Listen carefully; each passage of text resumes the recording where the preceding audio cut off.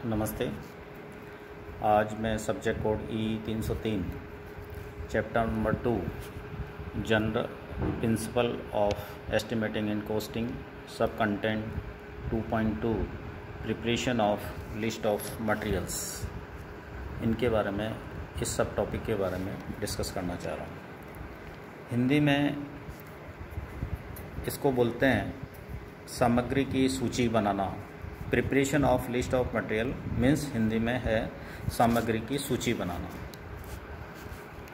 कोई भी प्रोजेक्ट हम इलेक्ट्रिकल प्रोजेक्ट मतलब वर्कआउट करना चाह रहे हैं, जॉब ऑर्डर को पूरा करना चाह रहे हैं, तो सबसे पहले हम जो है लिस्ट ऑफ मटेरियल की तैयारी करेंगे। लिस्ट ऑफ मटेरियल की तैयारी करने के लिए हमें कोई प्रोजेक्ट का नाम लेना पड़ेगा। जैसे ऑफिस बिल्डिंग में एक कमरे की हमें जो है वायरिंग करनी है, तो वायरिंग करना, जैसे रूम का साइज़ 10 बाई 10 है, मतलब 10 फीट लंबा 10 फीट चौड़ा।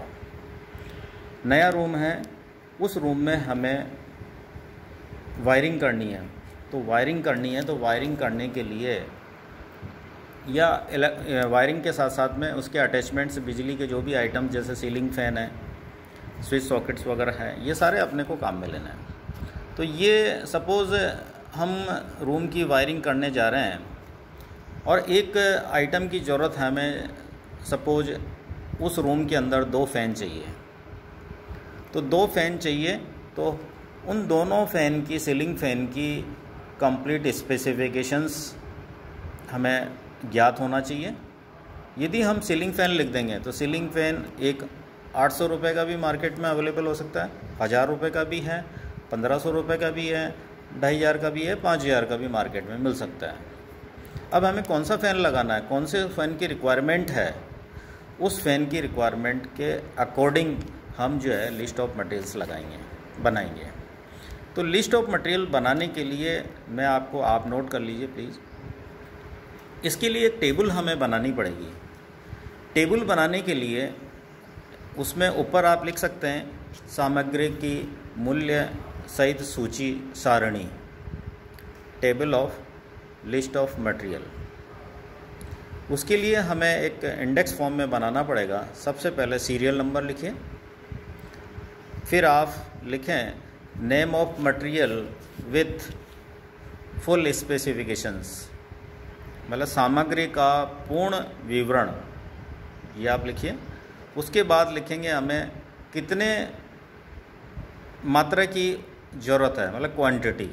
जैसे 2 सीलिंग फ़ैन चाहिए तो क्वांटिटी आपकी 2 हो गई, इस तरह से।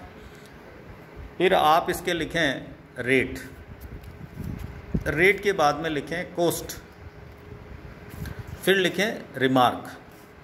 रिमार्क में मतलब कहने का मतलब है कि जैसे हमने आपका रूम साइज़ 10 बाई 10 बताया है, 10 फीट लंबा 10 फीट चौड़ा, ये रूम जो है किस जगह लोकेट है। जैसे सपोज़ इलेक्ट्रिकल डिपार्टमेंट है, वो उस इलेक्ट्रिकल डिपार्टमेंट में 10 बाई 10 का रूम नंबर लिख दीजिए। जैसे रूम नंबर 10 है, वो उसका साइज़ 10 बाई 10 का है, तो रिमार्क में लगा सकते हैं कि ये इलेक्ट्रिकल डिपार्टमेंट में रूम नंबर 10 के लिए हमें लिस्ट ऑफ मटेरियल की आवश्यकता है। तो ये हमने आपको टेबल बताई जो कि मोस्ट इम्पॉर्टेंट है। इस टेबल के अकॉर्डिंग ये एक मतलब महत्वपूर्ण अंग है। लिस्ट जो बनाएंगे, सामग्री की जो सूची बनाएंगे, उसके साथ में आगणक हमें करना पड़ेगा। तो ये लिस्ट जो है ये बहुत ही इम्पोर्टेंट है, और इस लिस्ट से हमें ये ज्ञात हो जाएगा कि भाई इस प्रोजेक्ट को, इस वर्कआउट को हमें करने के लिए कितने कॉस्ट की ज़रूरत पड़ेगी। अब जैसे सपोज हमने टेबल बना ली, अब मैं एग्जाम्पल के तौर में समझाना चाह रहा हूँ कि जैसे एग्जाम्पल के तौर में हमने उस कमरे में सीलिंग फ़ैन 2 चाहिए, तो आप सीरियल नंबर 1 लिखें। Name of material with full specifications में आप लिखेंगे कि सीलिंग फ़ैन के साथ में आप लिखेंगे उसका स्वीप डाया, कितने mm का फंका फ़ैन की ज़रूरत पड़ सकती है। जैसे सपोज 1000 mm है, या 1200 mm है, या 1400 mm है, या 1600 mm है। तो हमें जैसे 1400 mm स्विफ्ट डाया की ज़रूरत है, तो आप लिखेंगे उसमें सीलिंग फ़ैन उसका जो डाया है, स्विप डाया है, वो 1400 mm है। उसके साथ में उसका रेटिंग भी आप लिख दें, 250 वोल्ट है, 5 एम्पियर है ना। ये इस तरह से आप फ्रीक्वेंसी 50 हर्ट्ज़ है, और उसके साथ में ब्रांड का नेम, जैसे बजाज फ़ैन चाहिए तो बजाज लिखिए, उषा फ़ैन चाहिए तो उषा आप लिखें। इस तरह से इस ब्रांड का नाम भी आप लिखेंगे तो हमें इसकी रिक्वेजिशन हम कहीं और भेजेंगे तो हमें ये इस लिस्ट के अकॉर्डिंग आगे मार्केट में जाएंगे तो मार्केट वाला भी बाउंड हो जाएगा कि ये भाई इनको ये फ़ैन जो है इतने साइज़ का और इस ब्रांड का चाहिए। उसके बाद में क्वांटिटी लिखें, जैसे हमने रूम में बताया कि 2 फ़ैन की ज़रूरत है तो क्वांटिटी में आप 2 लिखें। उसके बाद में उसकी रेट जो होगी वो आपकी अप्रोक्सीमेट रेट होगी, लगभग कीमत जो है, जैसे सपोज बजाज फ़ैन की ज़रूरत है, 1400 mm की ज़रूरत है हमें, तो उसकी कॉस्ट लगभग 1500 रुपये है।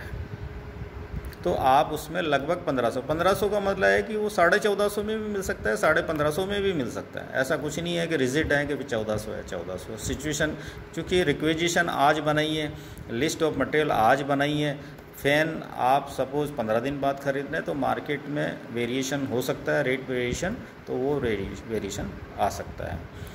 अब आप देखिए कि उसके बाद में लिखा है कोस्ट का मतलब है कि जैसे हमने उस एक पंखे की कोस्ट 1500 रुपये बताई, हमें रिक्वायरमेंट है क्वांटिटी, हमें 2 फ़ैन की ज़रूरत है, तो दोनों को 1500 गुणा 2 तो 3000 रुपये कोस्ट आपकी आ जाएगी। तो इस तरह से आप जो है सीरियल नंबर बढ़ाते हुए जो रूम के अंदर जो चीज़ें ज़रूरत है उनके बारे में आप लिखते जाइए, उसकी स्पेसिफिकेशन लिखते जाइए, उसका क्वांटिटी आप लिखें और उसकी रेट लिखें, मतलब और उसका कॉस्ट लिखें, फिर आप उसको टोटल करें। तो ये आपका लिस्ट ऑफ मटेरियल्स कहलाएगा, how to prepare list of material of electrical wiring materials के लिए। मतलब कोई भी इलेक्ट्रिकल वायरिंग मटेरियल्स के लिए हमें कोई चीज़ की ज़रूरत पड़ती है तो हमें लिस्ट ऑफ मटेरियल किस तरह से बनाएंगे, तो वो टेबुलेशन फॉर्म में हमने को बनाना है, जो कि हमने आपको बताया। ठीक है, थैंक यू। ओके।